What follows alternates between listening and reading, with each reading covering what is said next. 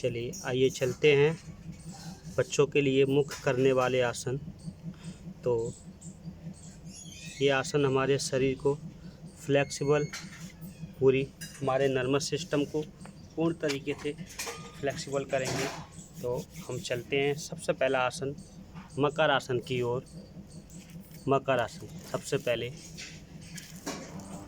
पेट के बल हम लेट जाएंगे।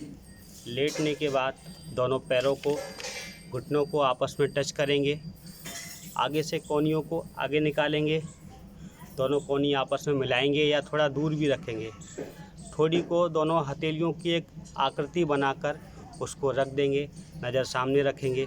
इसके पश्चात श्वास भरते हुए एक पैर को घुटने से फोल्ड करेंगे और आहिस्ता आहिस्ता और हिप्स से टच करने का प्रयास करेंगे। श्वास भरते हुए पैर को फोल्ड किया, रिलैक्स किया, श्वास को छोड़ेंगे, दोनों पंजे बिछे हुए नीचे। फिर पुनः इसको एक बार और आहिस्ता आहिस्ता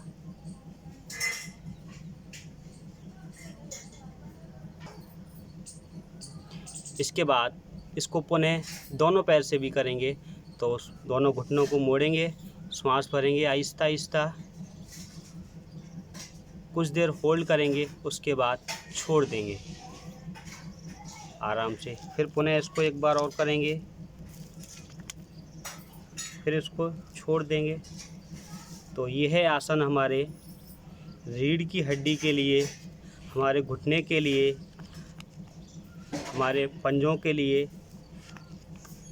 पूर्ण तरीके से बहुत ही रिलैक्सेशन आसन है, जिससे हम अपनी रीढ़ की हड्डी को बिल्कुल रिलैक्स कर सकते हैं। निम्न प्रकार की इसमें जो समस्या हैं रीढ़ की हड्डी में होने वाली और हिप्स पे होने वाली, घुटने में होने वाली, काफ़ी चीज़ों की समस्याओं को हम ठीक कर सकते हैं।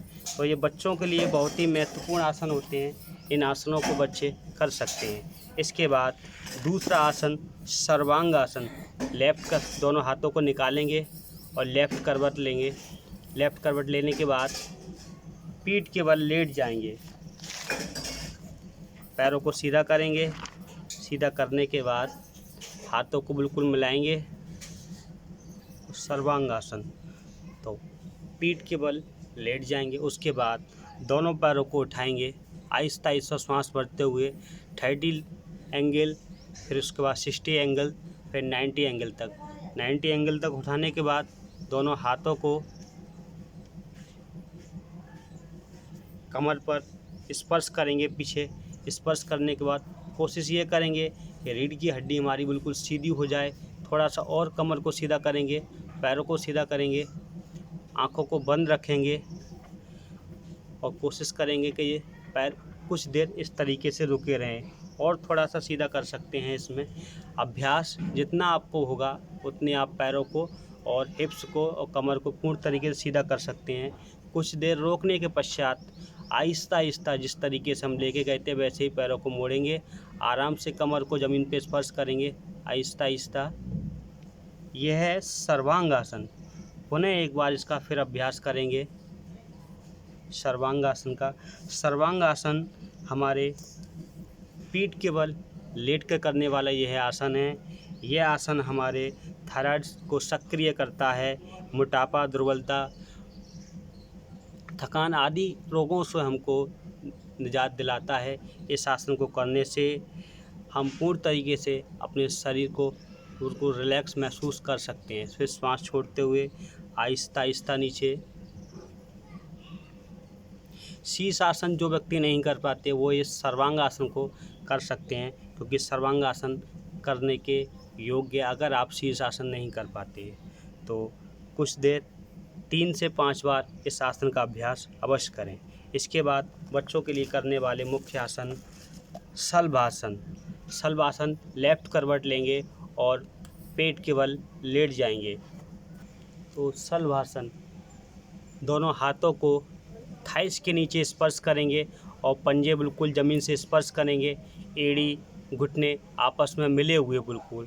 श्वास भरते हुए राइट वाले पैर को बिना घुटने से मोड़े हुए सीधा उठाएंगे। श्वास भरते हुए कुछ देर इस तरीके से रोकने का प्रयास करेंगे, फिर श्वास छोड़ते हुए पैरों को आहिस्ता आहिस्ता नीचे लेके जाएंगे। जिस तरीके से हमने श्वास ली थी उसी तरीके श्वास को छोड़ेंगे आहिस्ता आहिस्ता पैर को। इसी प्रकार से दूसरे पैर से इसको भी अभ्यास करेंगे।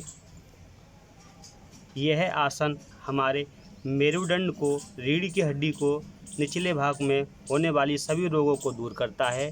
हमारी कमर को रिलैक्स करता है, मांसपेशियां हमारी बिल्कुल रिलैक्स करता है।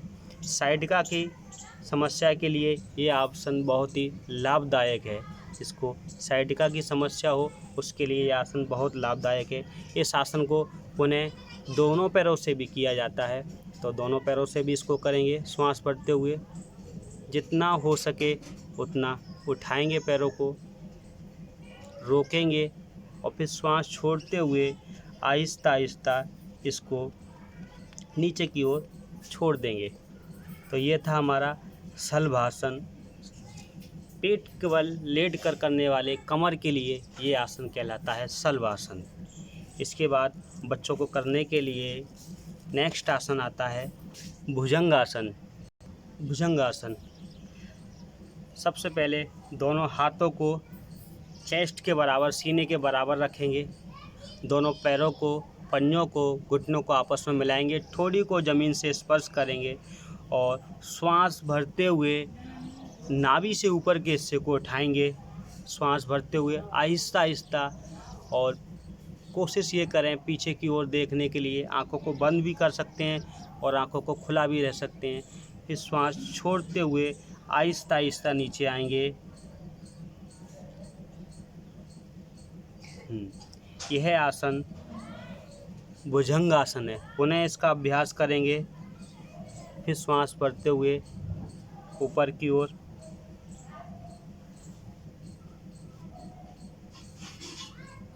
यह आसन हमारे सर्वाइकल स्पॉन्डिलाइटिस, उसके अलावा स्लिप डिस्क, कमर से संबंधित समस्याएं, कमर को रिलैक्स करने के लिए, फ्लेक्सिबल करने के लिए, मेरुदंड को फ्लेक्सिबल करने के लिए अति महत्वपूर्ण आसन है। इस आसन से हम अपने हथेली, कलाइयाँ, कौनी, कमर, रीढ़ की हड्डी पूरी और गर्दन की एक्सरसाइज सारे इस एक्सरसाइज में आ जाती हैं। तो ये हमारी कमर को फ्लेक्सिबल करने के लिए बहुत ही अच्छा आसन है भुजंगासन। इसका एक पोज और होता है, तो दोनों पैरों को पीछे से फैलाएंगे, तृतीय भुजंगासन, और सामने से फिर पुनः उठेंगे। उठने के पश्चात गर्दन को राइट साइड मोड़ेंगे और लेफ़्ट वाली पैर की एड़ी को देखेंगे। राइट साइड गर्दन को मोड़ेंगे और लेफ़्ट वाले पैर की एड़ी को देखेंगे। जितना देर रुक सकते हैं उतना देर रुकेंगे। फिर श्वास छोड़ते हुए आहिस्ता आहिस्ता नीचे की ओर आ जाएंगे। इसको पुनः दूसरी साइड भी करेंगे। तृतीय भुजंगासन। पूरी श्वास भरकर गर्दन को पीछे की ओर, अपोजिट वाले पैर को देखेंगे। फिर श्वास छोड़ते हुए आहिस्ता आहिस्ता नीचे की ओर आएंगे और पूर्ण तरीके से कुछ देर बॉडी को रिलैक्स करेंगे। धनुरासन। अब हम चलते हैं बच्चों के करने वाले धनुरासन की ओर। तो धनुरासन सबसे पहले पेट के बल लेट जाएंगे। उसके पश्चात घुटनों को फोल्ड करेंगे और हाथों से एड़ी के नीचे वाले भाग को पकड़ने का प्रयास करेंगे। दोनों पैरों को पकड़ेंगे और पकड़ने के बाद श्वास भरते हुए आगे और पीछे की बॉडी को पूरा ऊपर उठाएंगे। एक गोल धनुर की तरीके से, जिस तरीके से धनुष तन जाता है उसी तरीके से बॉडी को तानेंगे। जितना हो सके ऊपर की ओर तानते जाएंगे कमर को, जितना हो सके। 10, 15, 20 सेकंड रुकने के पश्चात आहिस्ता आहिस्ता बॉडी को नीचे लेके आएंगे। जिस तरीके से लेके गए थे वैसे ही वापस आएंगे। फिर पुनः इस आसन को एक बार करेंगे। ये आसन हमारे मेरुदंड को लचीला बनाता है, सर्वाइकल स्पॉन्डिलाइटिस की समस्या को ठीक करता है, कमर दर्द की समस्या को ठीक करता है, उदर से संबंधित, उदर यानी पेट से संबंधित सभी रोगों को ये आसन पूर्ण तरीके से लाभदायक है। सभी समस्याओं में पेट के ये आसन पूर्ण तरीके से लाभदायक है। इसलिए इसको हम अधिक मात्रा में इसको कर सकते हैं, अधिक से अधिक 5 बार तक कर सकते हैं। स्त्रियों की मासिक धर्म की समस्याओं के लिए भी ये आसन काफ़ी लाभदायक है, क्योंकि धनुरासन के बहुत सारे ऐसे लाभ हैं जो कि हमारी रीढ़ की हड्डी से लेके उधर तक ये पूर्ण तरीके से जुड़ा हुआ होता है और काफ़ी खिंचाव, काफ़ी स्ट्रेचिंग इस आसन में होती है। तो ये था धनुरासन, जो कि बच्चों के लिए बहुत ही महत्वपूर्ण आसन है। इसके बाद शवासन, यह 5 आसन आपको बताए थे। मकरासन, सर्वांगासन, शलभासन, भुजंगासन और धनुरासन के बाद एक आसन आता है शवासन। शवासन करने से हम पूरी तरीके से मन को शांत और सहज कर लेते हैं। कैसे करेंगे शवासन? पीठ के बल लेट जाएंगे और लेटने के पश्चात दोनों पैरों में गैप करेंगे। दोनों पैरों में गैप करने के पश्चात हथेलियों को आकाश की ओर सीधे रखेंगे और मन को सहज और शांत रखेंगे। उसके पश्चात आंखों को पूर्ण तरीके से बंद रखने के पश्चात श्वास की स्थिति को बिल्कुल सामान्य करेंगे। बिल्कुल सामान्य स्थिति में श्वास को भरेंगे, जिससे कि हम अपने एक चित्त को एकाग्र करके अपने द्वारा, हमारे द्वारा किए हुए सभी आसनों को जो किया था, तो सब आसन एक्सरसाइज, कोई भी वर्कआउट करने के बाद सब आसन अति आवश्यक होता है। तो सब आसन को कम से कम 3 से 5 मिनट करना अति आवश्यक है, जिससे हम अपने सभी नर्व को, सभी पूरे नर्वस सिस्टम को, अपने हार्ट की ध्वनि को, अपने ब्रेन की जो भी समस्याएं या मतलब शरीर में एक्सरसाइज करने के बाद जो भी हलचल होती है, वो सबको बिल्कुल पूर्ण तरीके से रिलैक्स करने के लिए शवासन अति आवश्यक होता है। तो 5 मिनट या 3 मिनट शवासन अवश्य करें। तो आपको ये बताए गए थे बच्चों के लिए मुख्य 5 आसन। इन सभी आसनों को आप करें और अपने बच्चों को पूर्ण तरीके से एक बॉडी को फ्लेक्सिबल करके, और हाइट के लिए भी सारे आसन अच्छी तरीके से काम करते हैं, जिससे कि मानसिक विकास भी काफ़ी अच्छा होता है।